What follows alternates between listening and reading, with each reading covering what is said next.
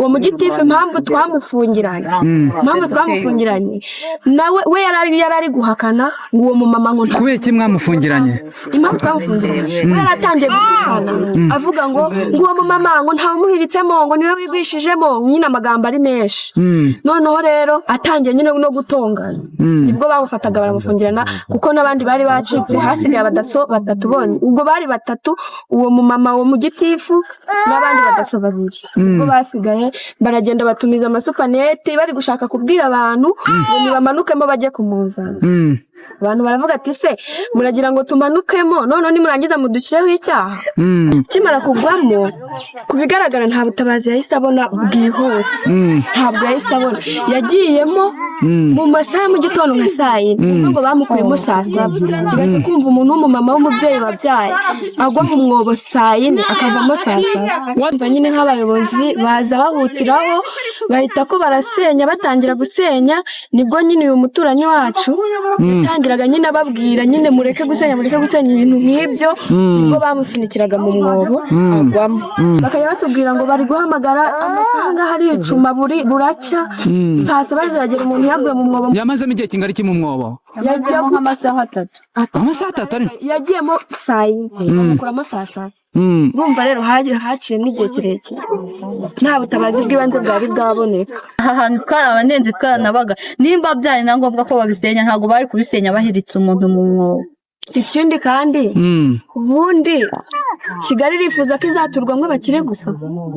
n'abakene nabo bazayibamo kuko nabo batubarizaho tugomba kuba nabo bakene bababarizaho abakene bazabakorera imirimo nitwe tuzabakatira amajaride nitwe ntago mwebwe muri abakene abakene nabo rwose none se Kigali izaturwamo n'abakire gusa bazabavuganira baje batuvuganira rwose ntabyo bintu ari byo ntago ari byo kimwe nuko nanjye ubwanjye nasabye icyemezo ntagisaba nkabona uko ncomekaho nako kadushe nagacomekaho kuko abari manu banagize uzi kugira ngo ubone icyemezo ngaho za ruswa amafaranga yonyine umuntu aba yatanze mu bayobozi mukanye mutanga ruswa batazabahana nitwa nshimye Imana Simeo mugira amahoro turuka ku Mana turabashimiye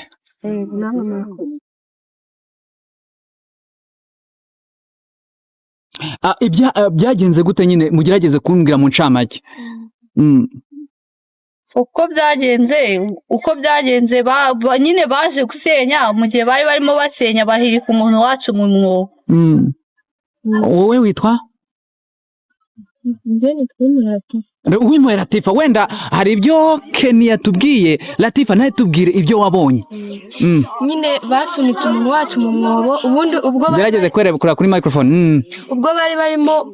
gusenya baraje urumva nyine nk'abayobozi baza bahutiraho bahita ko barasenya batangira gusenya nibwo nyine uyu muturanyi wacu yatangiraga nyine ababwira nyine mureke gusenya ibintu nk'ibyo ubwo bamusunikiraga mu mwobo agwamo kimara kugwamo kubigaragara nta butabazi yahise abona bwihuse ntabwo yahise abona yagiyemo mu masaha mu gitondo nka saa yine ngo bamukuyemo saa saba ibaze kumva umuntu w'umumama w'umubyeyi wabyaye agwa mu mwobo saa yine akavamo saa saba What are you doing? You are disturbing us. Can you please keep quiet? Yego komeza tubwire akavamo saa saba murumva rero ubuyobozi nabwo bwaramurangara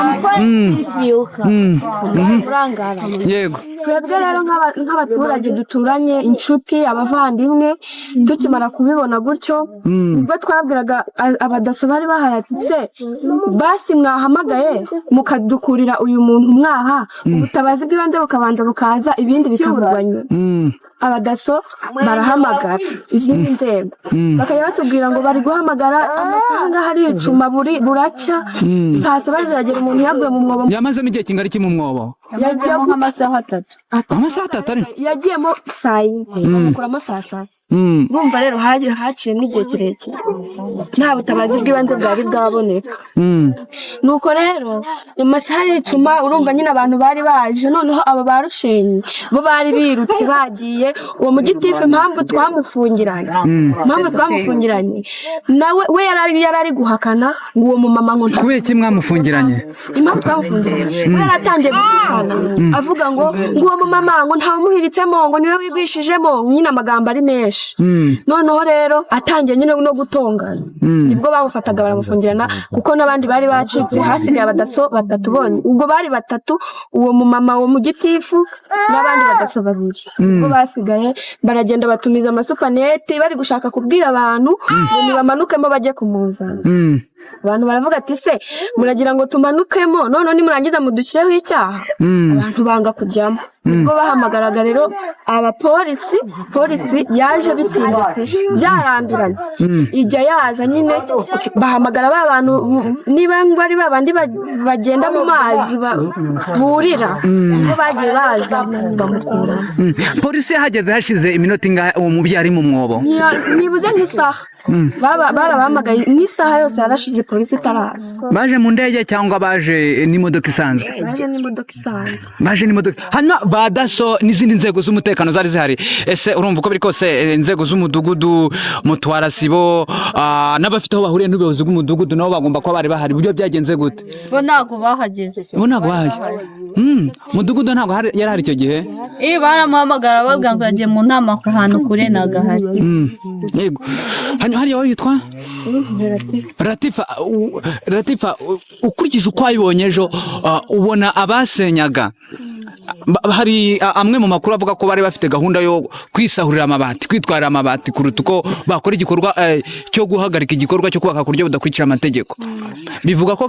nibyo koko cyangwa anyway gira icyo ubivugaho ukuntu nabibonye nyine barashenye amabati bayakuraho bakimara kuyakuraho bayazana hano batangira kubaza abaturage batambuka ngo iso ibati barigurisha gute batangira kugurisha kandi umuntu yagize ute ari mu bakimara kubona ko bitangiye gukara abantu baje bamwe batangira gutatana bahunga n'uwo nyiri imodoka nyine urumva ko yari yabanje no kwihakana ko imodoka atari yari umugenzi witambukira nibwo batwaraga amabati twabonye imodoka igenda ariko ubusanzwe hano muri Gitaraga hasanzwe havuga ibikorwa byo kubaka ku buryo budakurikije amategeko gusa amwe mu makuru avuga ko uyu muntu yari afite icyangombwa nibyo cyangwa ntago ari byo we agaragaza ko yari afite icyangombwa kibimwemerera wisakuza genda ujye kure yego hanyuma rero uyu munsi abatuye uwo mubyeyi mu mwobo ese bari kubiryozwa inzego z'umutekano zarabashyize mu mategeko cyangwa nta kintu mwigeze mumenyeshwa ntabwo turabimenya kuko barabitumenyesha ejo niba wa undi yari Gitifu wari uhagaze hano ari kutubwira ngo bagiye ngo kumukurikirana ngo twebwe ngo ibyacu ngo byarangiye ngo twabafashije nyine ngo byarangiye ngo uruhare rwacu rwarangiye ngo reka ngo bite ku murwayi ubundi rero ngo ibindi ngo bazabitumenyesha rero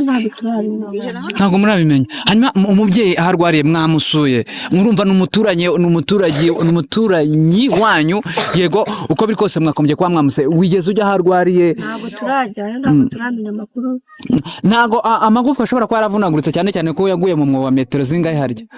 metero 25 ariko hagati aho twebwe n'ubundi bamukura mu mwobo ntago bashaka ko tumureba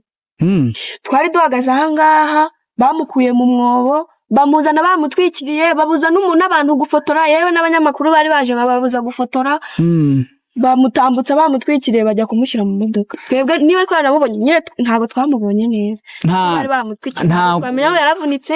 twamenya ngo yagize ibikomere nta kintu kimwe nta maraso yaba yaramenetse se cyangwa iyo murebye mu mwobo wavuye muketse niba ara umwobo ntabwo wareba mumenye nimba harimo amaraso cyangwa amazi ntabwo wabimenye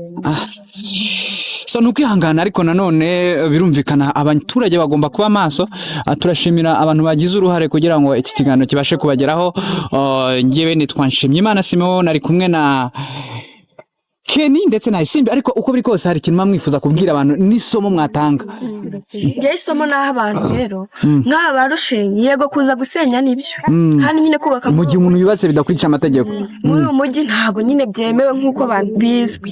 ariko rero nk'uyu muvandimwe wacu wari ufite icyemezo akaba yaragifite nk'ubuyobozi ntabwo bari kuza basenya ahubwo bari kuza bakamubwira ati rero icyemezo wafashe n'ibyo wubatse ntabwo bihuye wenda hari ntuzongere ariko ntibazi bahita basenya kuko umuntu aba yaratakaje imbaraga amafaranga n'ibikorwa byinshi aba yaratakaje ingufu rero kuza basenya kugeza n'ubwo bagera ku rwego rwo gutura mu mwobo ntabwo ari byo nk'ubuyobozi bwose nabo bazatuvuganire gusenya ntabwo ari byo bagomba kuza bakareba se ubundi iyo umuntu bamuhaye icyemezo akaba bamuhaye icyemezo biba bigaragara yuko ahantu hatuye atari mu manegeka ari imiturire ari imiturire ubwo rero sinzi impamvu baza bahita basenya batabwiye umuntu ati ibi bintu bikureho baganire cyangwa se bireke ariko bataje bagahita basenya nta kiganiro cyabaye hagati yabo. Hanyuma Isimbi nawe ugira icyo ubwira mbere uko dusoza. Ikintu ngewe nababwira nuko nyine nta byinshi mbivugaho nuko bakabaye bateguza abantu cyangwa bakanabisenya mu bwumvikane. Yego nimba byubatswe ni ngombwa ko bisenywa kuko buri muntu wese arabizi ko ari gukurikiza amategeko. Muri kano kanya mu mujyi wa Kigali cyangwa se mu Rwanda rwose dukurikiza amategeko ntabwo buri muntu wese yishakira ibye. Tuba tugomba gusenyera umugozi umwe. Ubwo rero mu gihe baje kubisenya bajye babanza bibaze se biragenda gute, se risike ziri muri ibi bintu nizihe, babanze bamenye uko babikora. Babikoze nabi cyane aha hantu kari abanenzi Nabaga nimba byari na ngombwa ko babisenya ntabwo bari kubisenya bahiritse umuntu mu mwobo. Ikindi kandi ubundi Kigali rifuza ko izaturwamo abakire gusa n'abakene nabo bazayibamo kuko nabo batubarizaho tugomba kuba nabo bakene bababarizaho abakene bazabakorera imirimo nitwe tuzabakatira amajaride nitwe ntabwo mwebwe muri abakene abakene nabo rwose none se Kigali izaturwamo n'abakire gusa bazabavuganira bajye batuvuganira rwose ntabwo ibyo bintu ari byo ntabwo ari byo kimwe nuko nanjye ubwanjye nasabye icyemezo ntagisaba nkabona uko ncomekaho nako kadushe nagacomekaho kuko abari manu banagize uzi kugira ngo ubone icyemezo ngaho za ruswa amafaranga yonyine umuntu aba yatanze mu bayobozi mukanye mutanga ruswa batazabahana. Nitwa Nshimyimana Simeon mugira amahoro aturuka ku Mana turabashimiye.